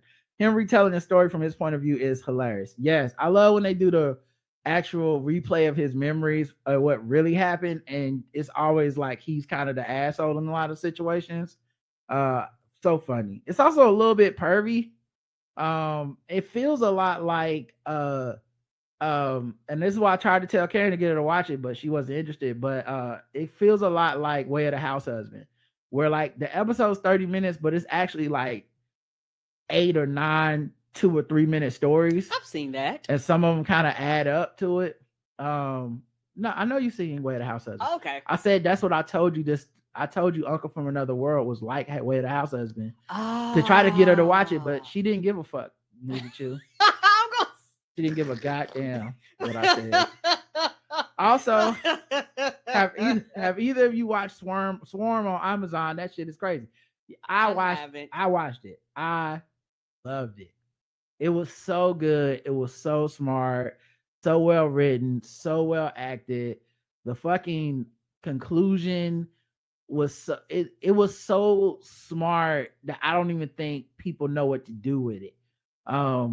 But an episode, the penultimate episode, like 8 or whatever, the one before the finale, so brilliant. Brilliant. I hope it wins all the fucking things, because I really think it was like some of the best shit I've seen on TV. And then especially with it being so, it's like written, acted, directed with a whole lot of Black women involved, but also just what it says about stan culture and our celebrity obsession. And it's just fucking brilliant. And the way they weaved all the stories about Beyonce into the show, what a fucking show. Okay, enjoy your Saturday. Have a safe trip in a few weeks, Rod. Chew. Thank you. Pamela says, you don't have to read this on air if you don't want, but it wouldn't bother me if you do. Well, we're here. It's Sunday, April 2nd. I'm listening to your second episode on Spotify. I've listened to podcasts for more years than I can remember, but I started my Black podcasting journey through the Character Corner with Chris and D-Palm. Come on through, Chris and D-Palm. Shout out to them. I absolutely love that particular show because I read comic books, but they are like deep in the comic books, so they give me a lot of the lore. It's like they read so I don't have to, so type of thing. So that is one of my favorite shows to listen to. I'm not even gonna lie. Yeah. And same and like the same here as far as like delving into that Character Corner is very educational. You learn about comic books, you learn about the history of stuff, but also like they're Black and they know their shit, so then they don't mind talking about race and gender and all this other stuff within it. So yeah, big fan of that. And then she said she went to the Insanity Check with Chris. Well, that was one of my favorite podcasts. It's one of the ones that actually put us on and helped me get the equipment to start the Blackout Tips. Chris is a great person. He seriously. I mean, you wouldn't know it from his temperament sometimes on the show. Literally one of the best people I've ever met. For real though. It was on that show that I first heard Karen, then you, and I was enthralled with the sound of your country voices. I'm born and raised in Indiana. I quickly jumped into the Blackout Tips, then onto your premium content. I blasted through the pregame. Hilarious, balls deep, the best. I learned so much. And Nerd Off, also entertaining and educational for a non-gamer during the pandemic, which is still ongoing, and looking forward to all your content every week. Last month, I had to go back up in that bitch 2 days per week. 2 days, too many in my opinion. And that bitch, for those that don't speak that, is work. I'm sure. The Office. Yes. So when she said last month I had to go back up in that bitch, like I said, I speak bitch. Okay, this is my culture. Person, place, thing. And it's a shock to the system after being at home in my living room in my bonnet for 3 years. Come on. It's your show that's getting me through. I saw House of Dragons on DVD and re-downloaded all your episodes so I could listen to them again in the office. And today I'm starting back from the beginning with your show because I wanted to hear the sounds of your voices and it never fails to put a smile on my face. Thank you both. Oh, man. Thank you. Those babies didn't have anything, no clue what this podcast would become when they started. Enjoy the rest of your day. Happy birthday to Queen Karen, whenever it is. I feel like it's April, but I don't know the date. It is April. It's actually April the 2nd. For Shizzle, my Nizzle from Jada, who says, "Hey Rod and Karen, I'm a big fan of the show. You both are truly black excellence and brighten up my day as I listen to your show while I work from home. Congrats, Rod, on the successful second season of Game Theory." The newscaster Bobby Bassett, who said, "For Shizzle, my Nizzle, and your grandmammy," said the latter to my sister's sister-in-law, broadcaster Carmen Poe. After the incident, they had both of them sit on the air for about a week. It was crazy because people were messaging Carmen being mad at her for Barbie being taken off the air for not being aggressive enough with Barbie, even though she was at or for not being aggressive enough with Barbie, even though she was at work on the air at that. Right. Like, nigga, this is my job. Yeah, that's funny how the black woman caught it both ways and did nothing wrong. The brown or black or brown woman, I don't know her race, but so somebody says grandmammy to you, and motherfuckers are mad at you for A, not cussing her the fuck out and on TV, live on TV at your job. Which they wouldn't want to lose their job, so get the fuck out of here. Or B, not consoling her and being like, "It's okay, guys. I love that she said grandmammy. Like, I just was here. I didn't do anything." Didn't do anything. I'm actually surprised Barbie got fired because she has been at that Jackson, Mississippi station since I was in junior high, and now I'm in my 30s. Also, they even covered this topic on The View with a link to it. Whoopi, of course, defended her because she herself has been taken off the air for saying something problematic. Best wishes, Jay. Yeah. Well, I'm not going to hit play on that, but good luck. You know, Whoopi is an institution, but, you know, she's also an old black woman. Sometimes she be wrong, and it's fine. Sometimes she's an old black woman and comedian. Like, she just has a lot of, like, you know, sometimes she just has a point of view where I'm like, yeah, not for me. You know what I'm saying? I don't agree, and everybody can just move on. Yeah, I respect it. I respect her. I think sometimes she say some real ass. Like, I don't throw her away in the way that so many people seem to have done, but sometimes she'll say some shit that I'm like, that was whack. But sometimes she'll say some shit and I'll be like, she's spitting that hot fire. So, and I assume that's with most of us that speak for a living. People probably feel that way all the time. You know, we was hanging out with Ray Sonny in New York. Love Ray. And I remember we was talking every once in a while. She just reminds me throughout the conversation, like, she loved the show. She don't always agree with it. And I'm like, all right, that's fine. I don't expect anyone to always agree. I love you. And I don't mind that we disagree. Feel like that's you want to make the world run. Feel like you want to say what it is, but also not prying. If it's up to you to keep it private. I don't. Who knows what I'm about to find out? You know, because it worked both ways. By the way, you could come up to me and tell me what you don't agree about, and I might be judging you. It might not work the way you think. Where you get to judge me, and I just sit there and take it. I might be like, nigga, that's crazy for you to say. You know, who knows? John writes saying, "Welcome back, Rod, and happy birthday, Karen." Thank you. Forget about the basketball race war. Can we talk about another race? The race between Jason Whitlock and Larry Elder for who could be the first to go on Tucker Carlson to defend Trump when the indictment dropped? Man, those guys showed up so fast. They must have been camped outside Fox News building like they were waiting to get Dave Matthews tickets. Faster than Carl Lewis. Yeah, they pulled out the big guns of like Adam Carolla and Jason Whitlock for the Trump indictment. Like, Fox News went and found them niggas as if they're anybody to be taken seriously, to be like, what's your thought? And of course, Jason Whitlock did the typical, like, it's so scary to be a man. It's like you can't even rape nobody these days without going to court. Like, I'm like, why do y'all put shit like this on the air? And why do you feel comfortable saying that? Right. Idiots. Anything for a check, I guess. Kids these days really have no idea what our phone struggles were back in the day. Sharing one line with your siblings and your parents, needing one of those 75-foot Coley cords. Those curly ass cords. I remember those. Well, you got a cordless phone. You thought you was somebody. And them little cords used to get tangled every time. None of them cords stayed untangled for long. Oh, nope, right? Between the receiver and the cradle, so you could move 3 rooms over to get some privacy. And I'm old enough to remember, well, all we had was rotary or electronic rotary phones. Yep. And you know how long it takes to call one of them 1-900 phone sex services with all them 9s and 0s? Right. Don't fuck around and fuck up. You got to hang up and start that bitch all over again. First of all, this is definitely a two America situation because wasn't nobody calling no 1-900 number on my parents' phone line. And they see that bitch like, the fuck is this? Nah, they get that phone bill, somebody dying. Cause what was that shit? $3.99 for the first minute and $5.99 every minute after that. Not even as a joke would I call that shit. I'm so sorry about that NC politician who was switched. Although I will say this about that. The hard part was when you trying to download porn or something, someone pick up the phone and fucks up the internet through the landline. And now you got to start over because you only got like half the top of a nipple. I'm so sorry about the NC politician who was switching parties. What fucking absolute white bullshit. We had a similar thing happen out here with the LA sheriffs when Villanueva pulled the same bullshit by running as a progressive, then immediately flipping MAGA once he got in office. That shit is the worst. Yes, man, there has to be repercussions built into this.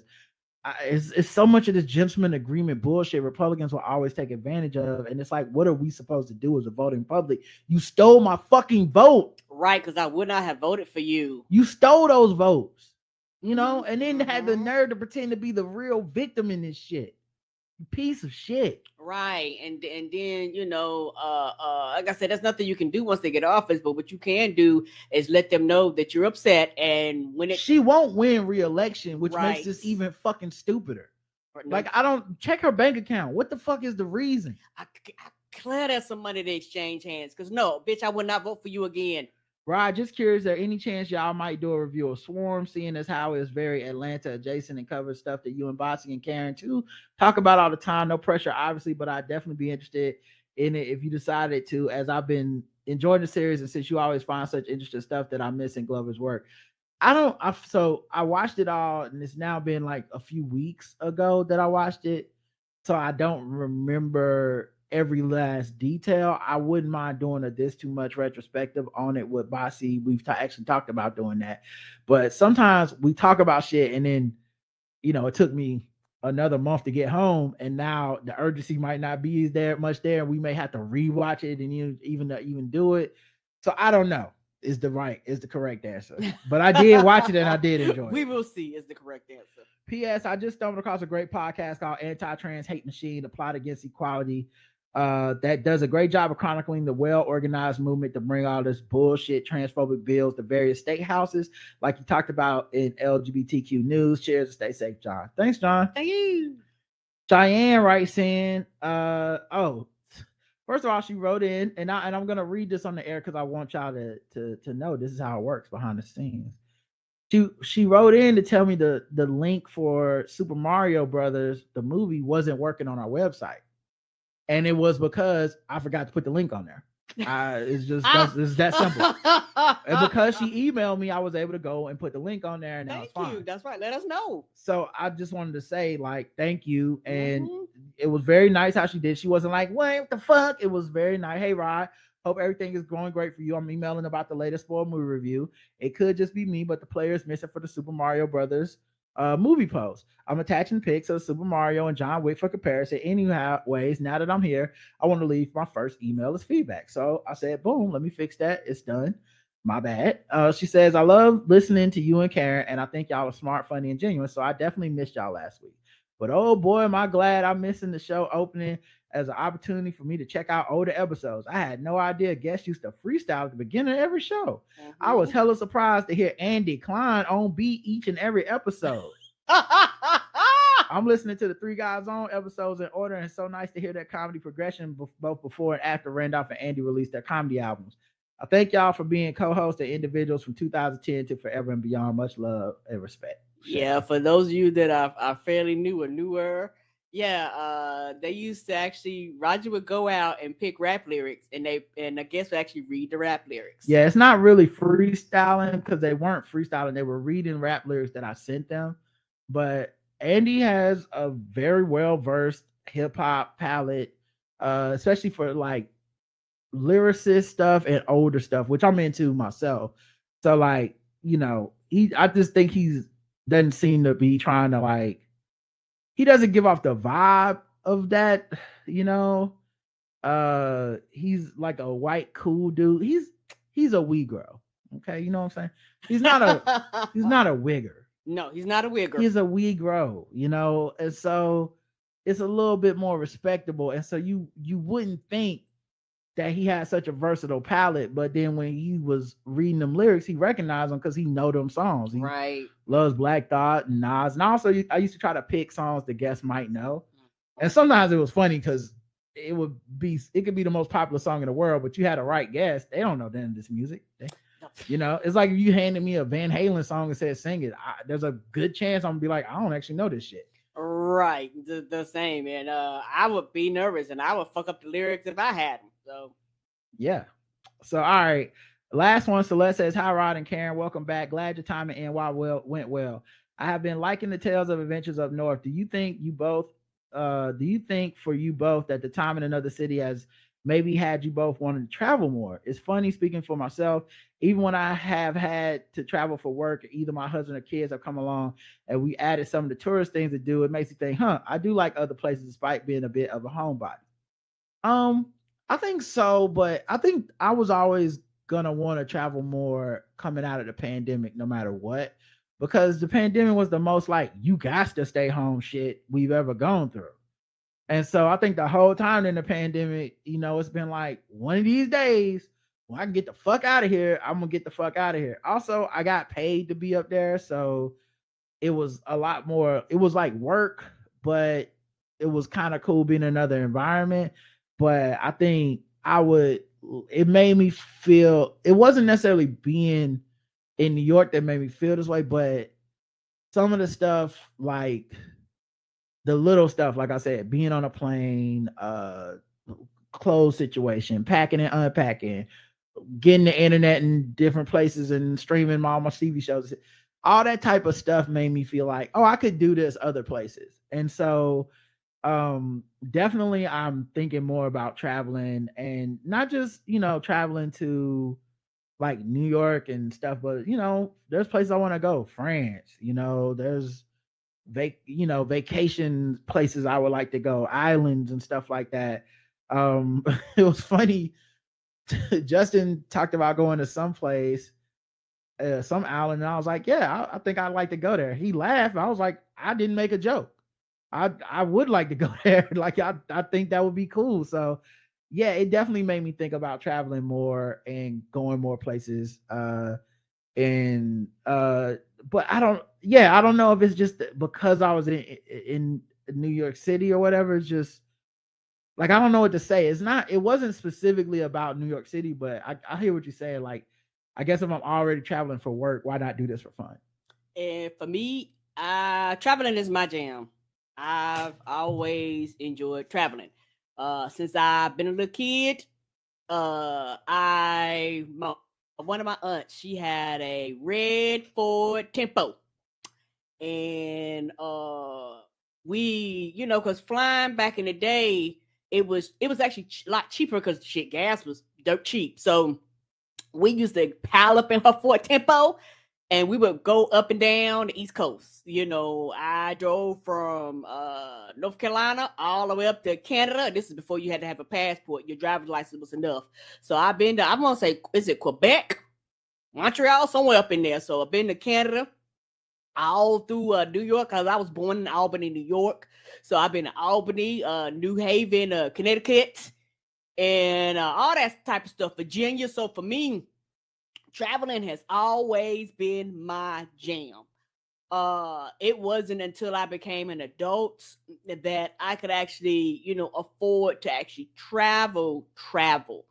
And because of the podcast, we've been very blessed where over the years of the podcast, with the podcast, conferences, people have paid for us to go to various different places. Like we went to Miami, we've been out to California and things like that. But yeah, I've always, for years, since I've been a little kid, had a long list of places that I've wanted to go and to see, because the world is a great, big old, beautiful place, and it's bigger than Charlotte, North Carolina. So I have always had the quote unquote travel bug or go bug in me.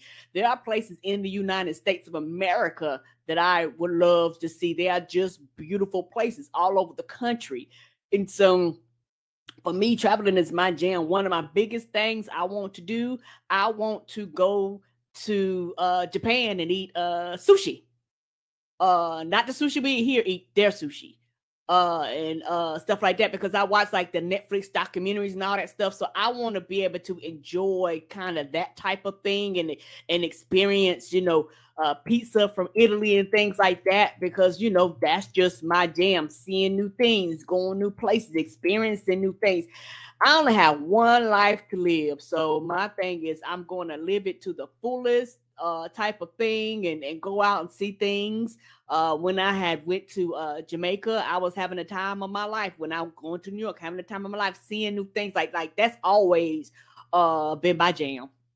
Yeah. And same thing with all that stuff. And also like the other thing it made me want to do is like experience my own city. Like there's stuff like I was sending links to Karen every week from just food and places I was seeing on Instagram from Charlotte that I was like, oh, we never tried this place. Yeah, and when I get back home, I like to try this place to eat. I like to go to these spots. And so I think for me, I just think, and maybe it's New York, but I don't think it's New York. I think it's the fact that I was on a plane and figured out, oh, you can put a mask on and travel pretty safely. It's, the numbers coming down. It's being vaccinated and up to date on my boosters. It's that stuff that really made me think more about travel. Cause I think before this, it was either you didn't have the money, which we didn't have the money to be traveling. Right. And then now having some of the money to travel is nice, but also just, COVID was hitting and it was like, I was so unsure. You didn't even know if you could be on like a bus or a train with people. You didn't know if you could be in a crowded grocery store. And so now that we know some of this stuff, and it's like we know what the risks are, how much risk are you comfortable with having? And I'm like, yeah, I think I could do this, And also to go back to the TikTok conversation, shout out to TikTok and Reels, because over the course of me kind of traveling and going back and forth, I found like little things that I've kind of picked up, little tips and tricks that I've used and found to save money and things like that, like when to book your airlines, what time to book your airlines, when the cheapest rates, right, and things like that to save us a lot of money, but you kind of learn that just from traveling. Right. And so getting into the clubs, the little airplane clubs and all that stuff to save your money and stuff like that. So eventually I will also go to some of these places. I got some travel plans lined up already. Like I'm gonna go to Vegas in a couple weeks. I'm supposed to head. What are you looking at me like this? Who going to Vegas? Just me by myself. I mean, I know you used up all your vacation time when you came to New York, so you probably can't hang. But some hoes out there probably get on the strip, you know what I'm saying, see what they shaking with. So nah, if I go to Vegas, we can go to Vegas together, but me and your mama have been talking about going to Vegas. Oh, so you could go with my mom without me, but I can't make vacation plans without you. Interesting. Nope. Interesting. In any case, me and your mama, somebody gonna do some vacancies, and we and her gonna go there and have us a ball. I told you, your mama my road dog. I know, but y'all can go places I can't go. That's crazy. I can go by myself places. Now what you gonna do? Go there and just sit in the room? Go to the AVN Awards, see all the porn stars, say what's up to everybody. Oh, okay. Yeah. See what else happens in Vegas. Okay, introvert. Usher probably gonna be doing like a concert or something. I'll go see him. He is. I was thinking about going to see him. So mind your business. In any case, on to the fuckery. In Philly, we are entering a crowded mayor's race, and let me tell you, there's at least one, if not more, candidates that are set up to do the same thing like Santos and the chick from NC. The ads and the talking points are Republican, but they are running as Democrat. Hopefully, folks won't fall for it, but I'm thinking they will. So much is mess here, and because the reasons are complex, took time to build, and don't have easy solutions, everyone's frustrated.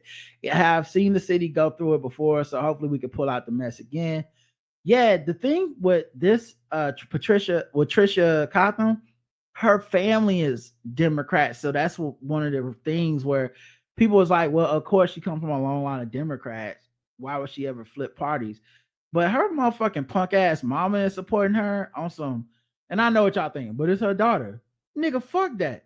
Her mama is supporting her rather than being like, yo, I'm disappointed in her. Right. Her mom is like, well, they hurt her feelings when she fuck didn't about your vote feelings? Democrat and she stopped showing up and doing her job. They hurt her feelings. job that they voted Yes, her in yes. office to fucking do. That's what I'm saying. She was like, they hurt her feelings, and that's more important than party affiliation.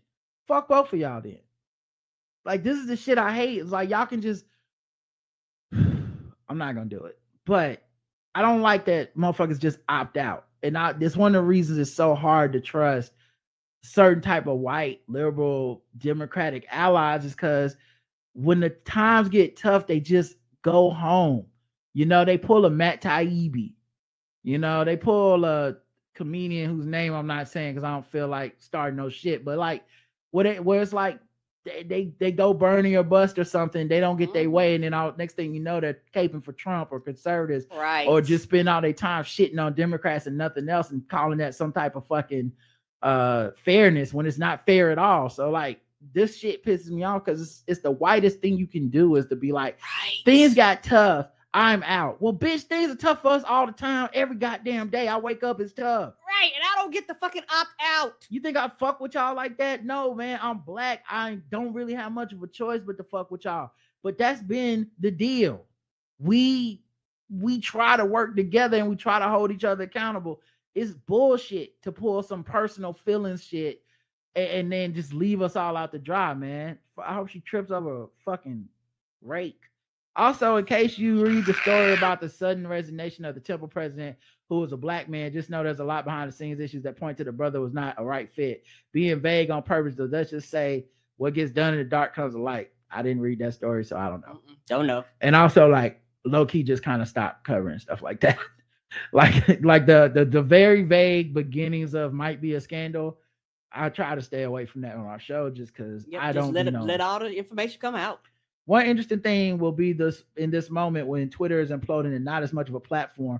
What will happen? What will help the fights for democracy, civil and human rights, or will it hurt? While I'm proud of the Tennessee 2, LOL, leaving the white woman out of it.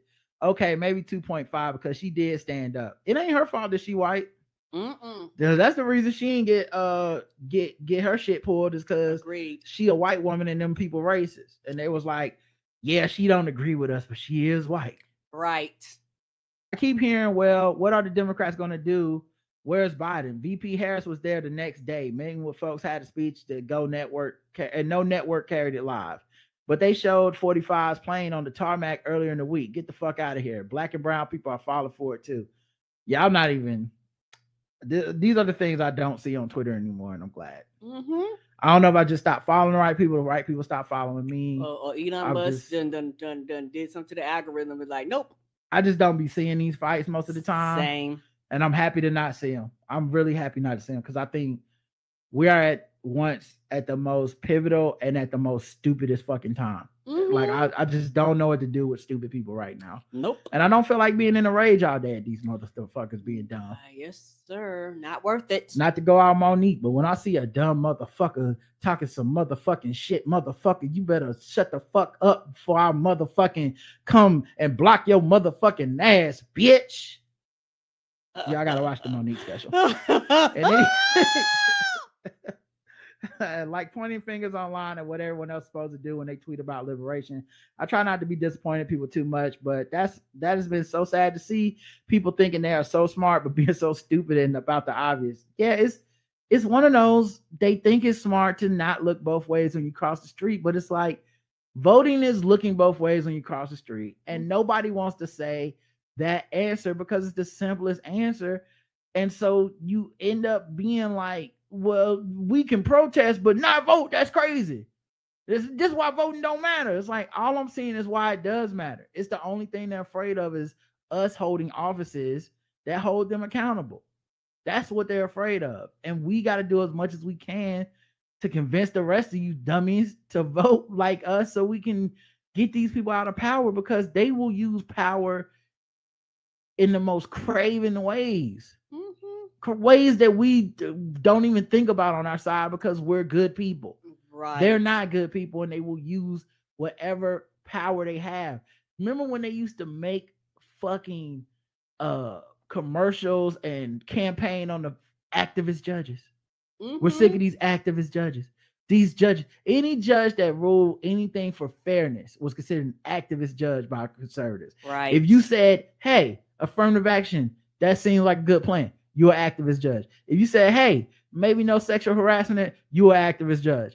Oh, maybe we don't bother gay people when they get married, activist judge. But now, as they roll all these rights back, as they fucking strip people of rights, as they make up laws willy-nilly, as they just strike down what the people voted for and the offices of the people that got voted in, all of a sudden, activist judge don't matter. As soon as they got a majority here in North Carolina for judges, it didn't matter. There was no longer such thing as an activist judge. They wanted to radically change laws just because they felt like it. Hey, we got the office now. You can't stop us. Possession's 9/10 of the law.